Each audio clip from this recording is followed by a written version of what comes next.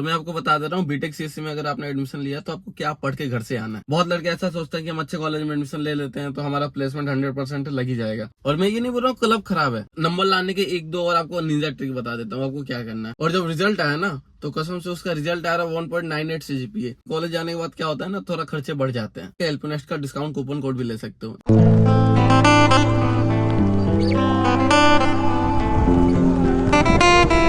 So hello everyone, welcome back to another video. तो आज के वीडियो में मालूम हम क्या बात करने वाले हैं कि कॉलेज जाओ तो क्या करो क्या नहीं करो। आप में से बहुत से बच्चे जो इस ईयर कॉलेज जाने वाले हैं, मैं भी डिफरेंट कॉलेज या फिर मेरे ही कॉलेज एलपीयू में, तो मैं आपको बताने जा रहा हूँ कि कॉलेज जाते ही आपको क्या करना है क्या नहीं करना है। तो अभी आप लोग कॉलेज आओगे ना तो बहुत बच्चे ऐसे होंगे, बहुत क्या लगभग सभी ऐसे होंगे, बहुत ज्यादा एक्साइटमेंट उन्हें भरा होगा कि कॉलेज जा रहे हैं मजा आएगा। तो कॉलेज जाओगे मजा बहुत आएगा, ठीक है, लेकिन एक चीज फ्यूचर में जाके आपको बहुत ज्यादा दिक्कत होने वाला है अगर आप एक दो चीज पे ध्यान ना रखो। तो कॉलेज जाओगे खूब खेलो कूदो खूब एंजॉय करो, जितना हो सके दबा के एंजॉय करो।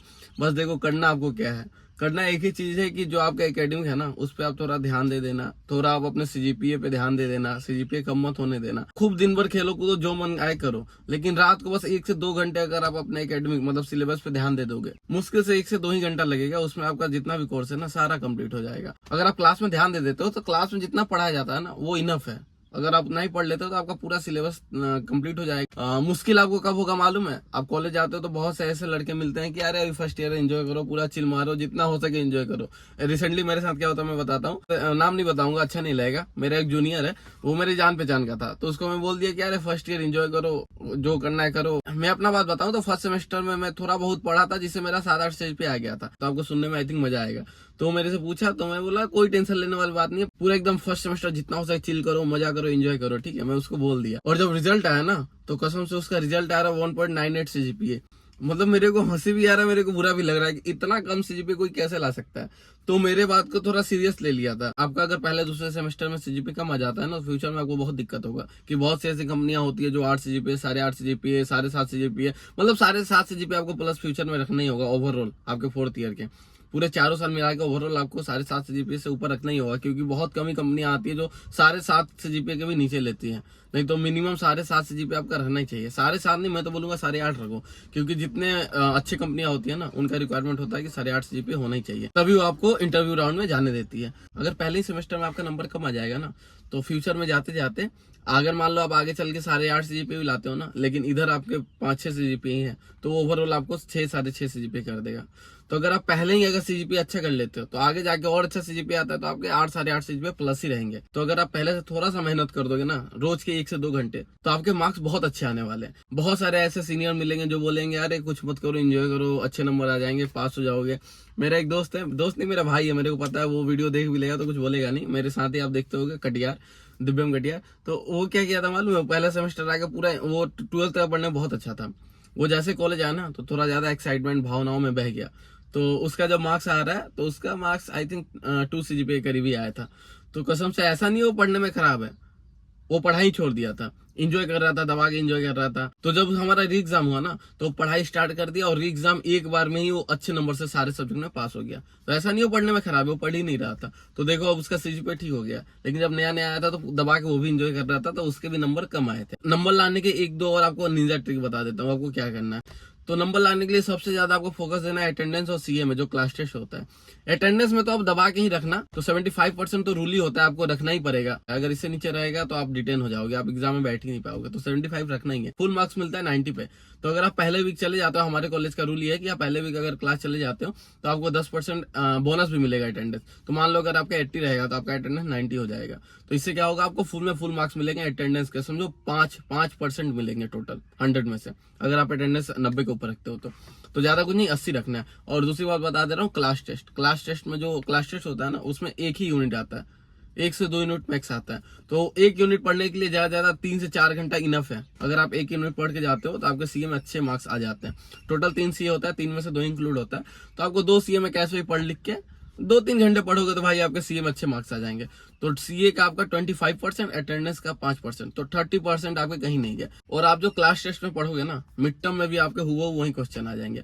तो 20% हो गए मिड टर्म के, तो टोटल 50% में से ही आपके अच्छे मार्क्स आ जा रहे हैं, और बच्चे लास्ट में 50%, तो उसमें से भी आप थोड़ा बहुत अच्छा नंबर ला ही लोगे, तो आपके सीजीपीए अच्छे बन जाएंगे। और कॉलेज में आते हो तो आपको बहुत बच्चे ऐसे देखने को मिलेंगे, वो क्या करते हैं, रूम में सोए रह गए, वो गए ही नहीं, बहुत दबा के क्लास एब्सेंट कर दिया। तो उनको देखकर आप भी वैसे ही मत हो जाना कि अटेंडेंस बहुत है, देखा जाएगा। लास्ट में अगर मान लो आप क्या करते हो, आपका अटेंडेंस 50, आप यही सोच के छोड़ दिए, लास्ट में मेकअप कर लोगे और आपका तबीयत खराब हो गया, नई जगह जाते हो तो आपको सूट भी नहीं करता है ना, तो फिर सोचो आप फिर कहाँ से 75% अटेंडेंस लेके जा पाओगे, नहीं जा पाओगे ना, तो सीधा आप डिटेन हो जाओगे। सोचो आप एग्जाम में बैठ भी नहीं पाओगे, आपको पूरा फी अगले सेमेस्टर पूरा भरना होगा, पूरी क्लासेस लगाने पड़ेंगे, फिर से 75%, इधर जो आप 50% लगाए थे ये भी टोटली वेस्ट हो गया। तो मेरे ख्याल से ये है कि 80-85 अटेंडेंस रखना ही रखना, कि तबियत खराब भी हो जाता है तो आराम से 75 जाएगा, नहीं तो 65 भी जाएगा तो 10% बोनस मिल जाएगा। और मेरे को बहुत से बच्चे ये मैसेज कर रहे हैं ना, भैया मैंने बीटेक सीएससी में एडमिशन लिया, आप सिलेबस बता दो। तो मैं आपको बता दे रहा हूँ, बीटेक सीएससी में अगर आपने एडमिशन लिया तो आपको क्या पढ़ के घर से आना है। मैंने पूरे सिलेबस का एक वीडियो अपने चैनल पे अपलोड कर दिया पिछले ईयर के बच्चों के लिए, तो आप वो भी जाके सर्च कर लो, बीटेक सीएससी सिलेबस बाय लाइफयूड अभी, एलपीयू सिलेबस आप सर्च कर सकते हो, तो मेरा वीडियो आ जाना चाहिए। इसके बाद मैं आपको बता दे रहा हूँ आपको पढ़ के क्या आना है। मेनली आपको पढ़ना है पाइथन और HTML, ये दो चीज आपके पहले सेमेस्टर में लगेंगे। और तीसरा चीज मैं अपने तरफ से आपको बता दे रहा हूँ, इंटीग्रेशन डिफरेंशिएशन, ये थोड़ा बहुत पढ़ लेना, क्योंकि मेरे 2-4 दोस्त ऐसे हैं ना, जो मेरा पहला सेमेस्टर में मैथ लगा था ना, उस समय वो एग्जाम दिए थे और वो अभी तक उसमें फेल है, मतलब अभी तक उनका उसमें री लगा हुआ है। तो सोचो ये 2 साल हो गया, मैं गर्मी छुट्टी में घर आया हूँ, लेकिन वो अभी भी कॉलेज में है, इसीलिए क्योंकि ये उनका लास्ट चांस है। अगर इसमें वो पास नहीं होते हैं तो उनका बैकलॉग लग जाएगा, बैकलॉग में फिर से उनको पूरा पढ़ना होगा, अटेंडेंस 75% लगाना होगा, फी पे करना होगा, इसके बाद जाके वो फिर से कहीं पास हो पाएगी, नहीं, मुश्किल है। तो ये उनका लास्ट चांस है, वो पूरा जी जान लगा के पढ़ रहे हैं और गर्मी छुट्टी में सोचो वो कॉलेज में ही है। थोड़ा बहुत इंटीग्रेशन वगैरह पढ़ के ही जाना, जो 12 में होता है, ये थोड़ा टफ होता है, इसीलिए उनका अभी तक डी लगा है। मेरा तो भाई जैसे तैसे पास हो गया। तो मेरा तो है भाई, 1 हफ्ता कंटिन्यू में पढ़ा था, वो वीडियो शायद आपको ढूंढना पड़ेगा, मिल जाएगा। 1 हफ्ता कंटिन्यू पूरे रात पढ़ा था भाई, तब जाके मैं इंटीग्रेशन में पास हुआ था, क्योंकि मैं भी कुछ इंटीग्रेशन वगैरह में खास नहीं हूँ। और देखो अभी आप घर पे हो ना, तो 2 चीज और आप पढ़ सकते हो, क्योंकि आपके पास टाइम है। फ्यूचर में आपको ये पढ़ना ही है, लेकिन आप कॉलेज आ जाओगे तो क्लास के बाद उतना आपको टाइम नहीं मिलेगा। और सीधा आपको जरूरी ये भी नहीं है कि सीधा आपको क्लास में पढ़ाया जाता है, आपको समझ में भी आ जाए, क्योंकि वो टफ होता है। तो आपको एक चीज और, घर पे आपके पास टाइम है तो आप पढ़ लेना, मालूम है क्या, डीएसए और कोई भी एक लैंग्वेज, C++ या जावा, ये दोनों में से कोई एक, मेरी मानो तो C++ ही देख लेना।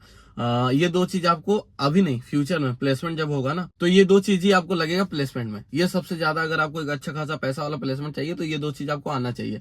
अगर मान लो आप ऐसे कॉलेज में हो जहाँ पे कंपनियां नहीं आती हैं, तो अगर आप ये 2 चीज अच्छे से पढ़ लेते हो तो ऑनलाइन ऐसे बहुत सारे प्लेटफॉर्म है जहाँ पे आप जाके इंटरव्यू दे सकते हो और आपकी एक अच्छी खासी जॉब लग जाएगी। बहुत लड़के ऐसा सोचते हैं कि हम अच्छे कॉलेज में एडमिशन ले लेते हैं तो हमारा प्लेसमेंट 100% लग ही जाएगा। तो मान लो कॉलेज वालों ने एक प्लेसमेंट लगा ही दिया, लेकिन उसके बाद अगर आपको कुछ नहीं आता तो वो निकाल देगी कंपनी, ये तो श्योर है।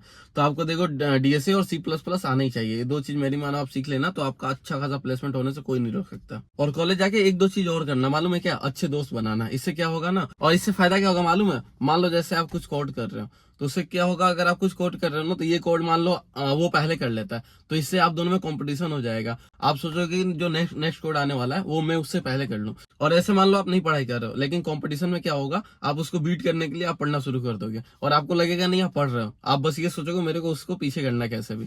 तो कंपटीशन वाले दोस्त बनाओगे तो ये 1-2 आपको फायदा होने वाला है। मैं भी जब हॉस्टल में था तो ये मेरे को देखने को मिलता था, और सीनियर होने के बाद क्या है ना, ये सब खत्म हो जाता है। लेकिन आप जब तक हॉस्टल में 1-2 साल रहोगे तो आपके अंदर ये सब रहना ही चाहिए। और कॉलेज आना, तो कॉलेज में 1-2 चीज आप और कर सकते हो, मालूम है क्या, कॉलेज में बहुत सारे क्लब ऑर्गेनाइजेशन है, आप उससे भी जुड़ सकते हो। लेकिन ये मत करना कि बहुत ज्यादा ही जुड़ जाना।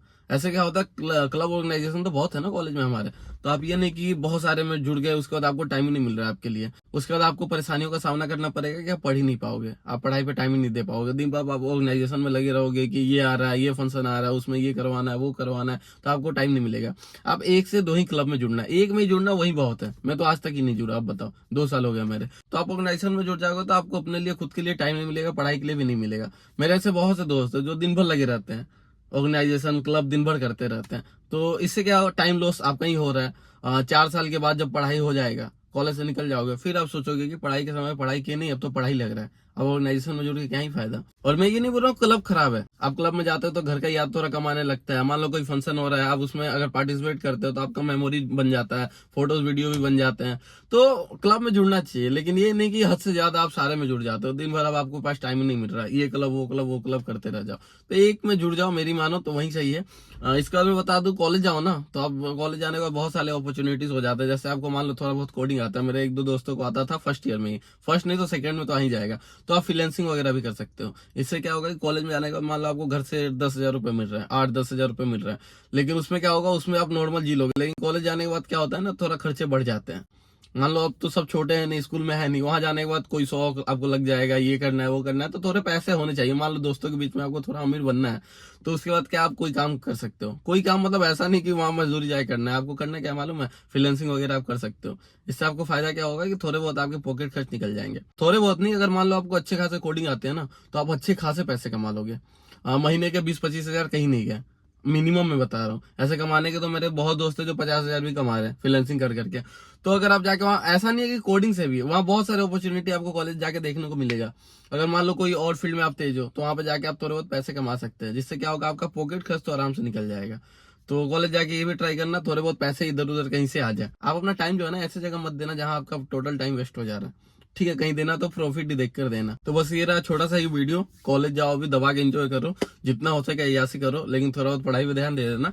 तो बस वीडियो को यहीं खत्म करते हैं, और जाते जाते अगर आपको कोई डाउट रह जाता है ना, तो मैंने नीचे डिस्क्रिप्शन में एक फोन नंबर दे दिया, तो आप फ्री में उसमें कॉल कर सकते हो और जितना भी डाउट है आप क्लियर कर सकते हो। और साथ ही साथ अगर अभी तक आपने एलपी नेस्ट का एग्जाम नहीं दिया, या फिर अगर आपको हमारे कॉलेज में एडमिशन कराना है, तो उसके लिए एलपी नेस्ट का एग्जाम देना होता है। तो मैंने नीचे जो नंबर दिया ना, आप उस पर कॉल करके एलपीनेस्ट का डिस्काउंट कूपन कोड भी ले सकते हो, जिससे आपका एलपीनेस्ट का फी हो 50% कम हो जाएगा।